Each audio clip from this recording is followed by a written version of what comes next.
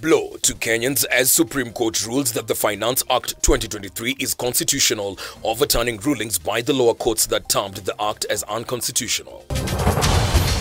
If these petitions, if these proceedings end up in a manner that does not uphold our constitutions, then this constitution may face the same plight that the former constitution faced after the events of June 1982. Impeached, Deputy President Rigathi Gachagua mounts a strong defense to have the court overturn his ouster from office, warning of unrest should the courts uphold his removal.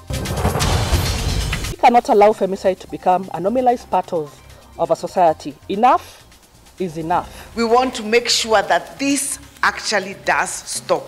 And calls made to have femicide declared a national crisis following a series of killings in recent months, with at least 30 women killed in the past 1 year. Have declared the strike officially launched. Plus, lecturers in public universities take to the streets decrying non-implementation of the return to work formula they signed last month, leaving lecture halls empty.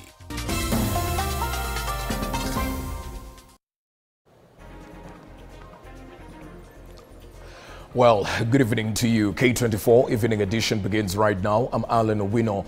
Our sign language interpreter for this session is Clement Moli. Now, Deputy President Rigathi Gachagua's appeal seeking to get an order from the Court of Appeal to suspend High Court's three-judge bench looking into his case did not sail through. However, it will be heard on Thursday as from 11 a.m. Gachagua, who challenged the empanelment of the bench by Deputy Chief Justice Philomena Mwilu, however, made a spirited fight to have conservatory orders staying the resolution of the Senate to be extended until the case is heard and determined. Through his lawyers, he argues that if the conservatory orders are set aside and Kithure Kindiki is sworn in as deputy president, the hearing and determination of the petitions will just be a mere form of formality. Now, we have the proceedings currently ongoing. Let's cross over and listen on to the same. Now, that issue does not arise. My Lord, as regards the issue of Article 148 to 149, I think we have said a lot about it.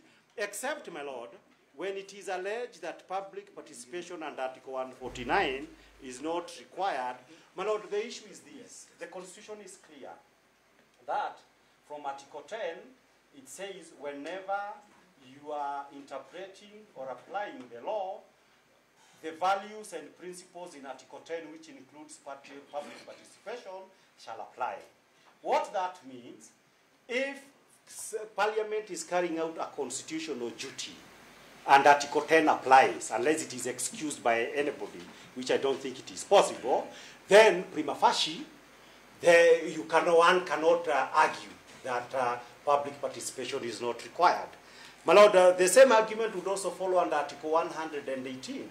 It talks about legislative business and any other business before Parliament, which is exactly the issue about Article 149, public participations would be required. So that, my Lord, prima facie, we are asking the court to hold, for purposes of the issues that will come for the petition, that prima facie, public participation that was supposed to be conducted for purposes of Article 149(1) were not conducted. My Lord, coming to the issue of public interest, legitimate expectation that the positions be filled, I agree. But the law also must be followed in filling vacancies in public positions. That matter has been rehashed in very many, including in a case which we have cited, where a representative of the public to the Judicial Service Commission was involved. And the bench of this court was categorical, public participation was required. It would be the same thing when it comes to a person who is nominated, not elected, that such public participation be conducted. My Lord, when it comes now to... My Lord, for purposes of information to the court, it is worth noting that the Supreme Court decision that has been read today has actually rendered almost obsolete all the previous arguments of the applicants, just for noting. Do they say Article 118 of the Constitution requiring public participation is deleted from the Constitution? Well, I hope its information will serve its purpose. My Lord, I think you need to answer Senator Council's question. Away from that, the long-awaited ruling by the Supreme Court has finally come. Different from what their lower courts issued, terming the Finance Act of 2023 unconstitutional, the Apex Court has overturned those rulings and now says the act is constitutional and that there was adequate public participation.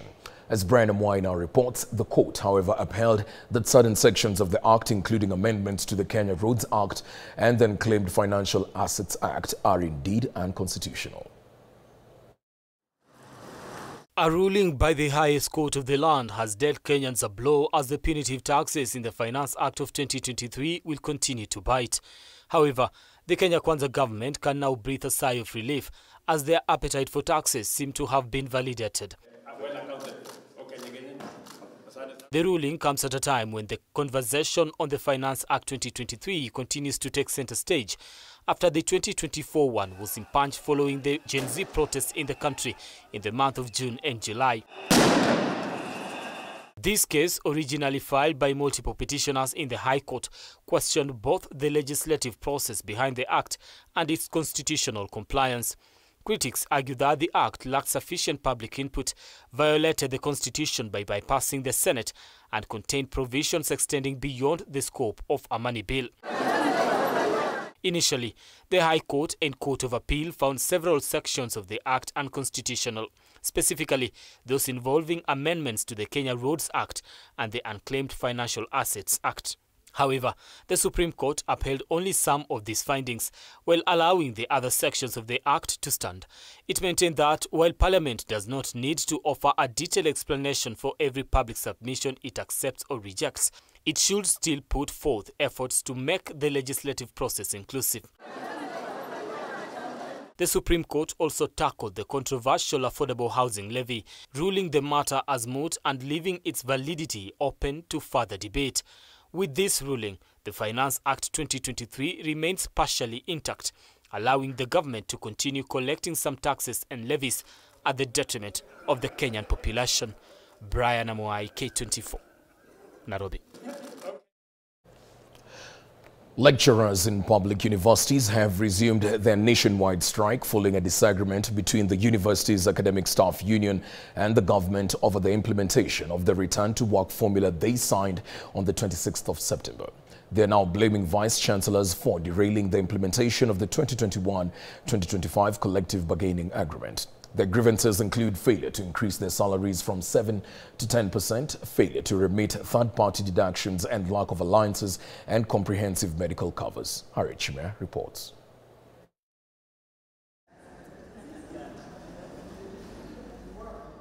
The lecturers' strike has left classrooms eerily silent, with students left without instruction. At various universities, students gather in confusion while the lecturers take to the streets in protest. At Dedan Kimathi University, lecturers rallied with placards, their chants echoing a demand for justice and respect. Telling the Kenyan parents, now that there is a strike nationwide, there will be a strike until, I don't know, God knows who, when. Because I foresee us being on strike up to January. Parents should come for their children. They stay at home until their government, who is the principal sponsor of these students, is willing and able to pay. It was a similar situation at Moi University in Eldoret. I've declared the strike officially launched. Speaking at the Technical University of Kenya, WASU Secretary General Constantine Wasonga decried the frustration that led to this renewed action. He emphasized that the government's failure to honor the pay deal agreed just last month has violated their rights, yet other civil servants receive better pay. People are earning automatic annual increment to the tune of 8%. I have the data with me here. And what I'm talking about is from Salaries and Remuneration Commission. Who gave them those automatic annual increment that you pay our members? They are arrears. You have denied them for all those years. We have items that need to be negotiated and agreed upon, and those items we agreed that we'll negotiate them within 1 month. The 1 month is almost over. The lecturers are demanding immediate implementation of the 2021-2025 collective bargaining agreement.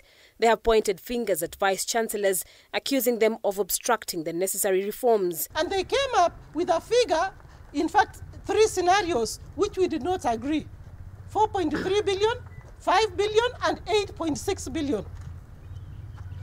When we were interrogating as to how they arrived at those, whether they were having in mind the return to work formula, they said that the government had given them 4.3 billion. And that is what they want us to work with. That was against the return to work formula. According to the return to work formula, 7%, 10%, and 4% annual increment was costing the government 9.6 billion. In Eldoret's Moi University, operations have been halted for over 2 weeks. Lecturers, now on their 67th day of strike, expressed deep frustration over the government's failure to meet its financial obligations. Wamepanga mipango zao, wamesema wanafungua shule tarehe 4 Novemba, lakini kama sisi kama wafanyakazi, hakuna mtu amewahi kuja kutuapproach na kutuambia mnataka aje. Sisi tunaitisha 8.6 billion. Ili nitoleo kotini kama mfanyakazi, ili tulipiwe pension yetu ambaye ni 4.2 billion, ili tulipiwe madeni zote wenye tunadai Moi University. So far, Moi University staff are owed over 9.5 billion before tomorrow. But as from tomorrow, because we are in another month, the money would have increased to 10 billion. The lecturers' demand extend beyond salary increases. They are further calling for harmonization of allowances, better promotion procedures, and support for car loans and mortgages. Harriet Chimea, K24. Millions of Kenyans have been left in pain as the new shift deductions take effect this month. This comes amid many struggling to access healthcare across the country. As Ian Ketanyi reports, with the long list of deductions and the high cost of living, most Kenyans are likely to struggle even more to make ends meet. The new shift deductions are taking effect this month, even as millions of Kenyans continue to struggle accessing health services. Most of them are decrying being forced to pay in cash, despite making contributions to the new health scheme. The implementation of the scheme has faced a myriad of challenges, patients struggling to access services, with Kenyans continuing to decry the high rate of deductions. Kenyans continuing to lament over the high rate of deductions. Zile pesa zinakatwa na ukiangalia yale matibabu ambayo watu wanapewa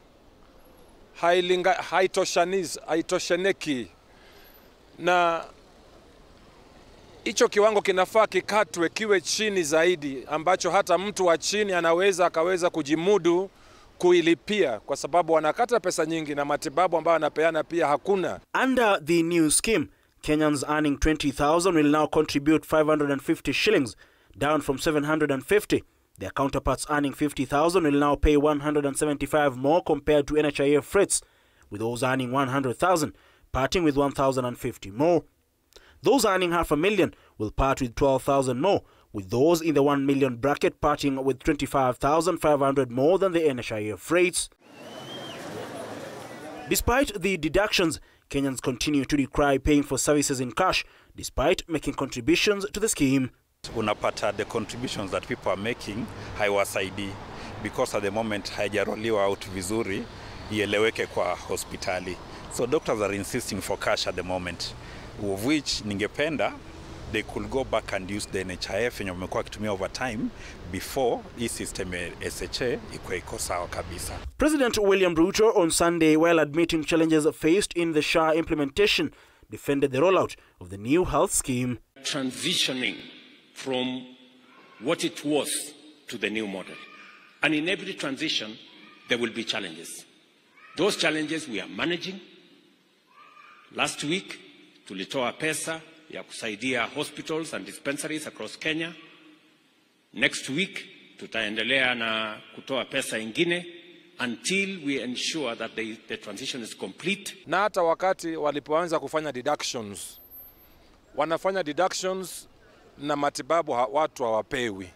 Sasa kwa nini watu waendelee kufanya deductions na matibabu hakuna? Apart from the shift deductions, Kenyans face more deductions including the housing levy, leaving the low-income earners with little to nothing. Those earning 50,000 will have a total deductions amounting to 10,000, with those in the 100,000 bracket parting with at least 27,000 in deductions. Kenyans earning 200,000 will have to part with 61,000, with those earning $500,000 seeing at least 163,000 deducted from their pay. However, those earning $1 million shillings will have to part with more, with at least 351,000 being deducted from their pay. Amid all these deductions, Kenyans are set to grapple with sustaining themselves. With a basic pay of 50,000, the same person will remain with at least 41,000 after tax, and with further deductions for the shift and the housing levy, his or her net pay will be at least 39,000. The said individual will be strained even further with other bills to settle, for instance, house rent, food, school fees, and most likely emergency funds set aside, leaving him or her staring at a financial crisis. With the government adamant on ensuring Kenyans pay taxes alongside a spree of more deductions, the question is, just at what cost for the average Kenyan? Ian Keitani, K24 TV, Nairobi. Well, that report by Ian Keitani brings us to a first break right on K24 Evening Edition. We'll be back with more updates in a short while.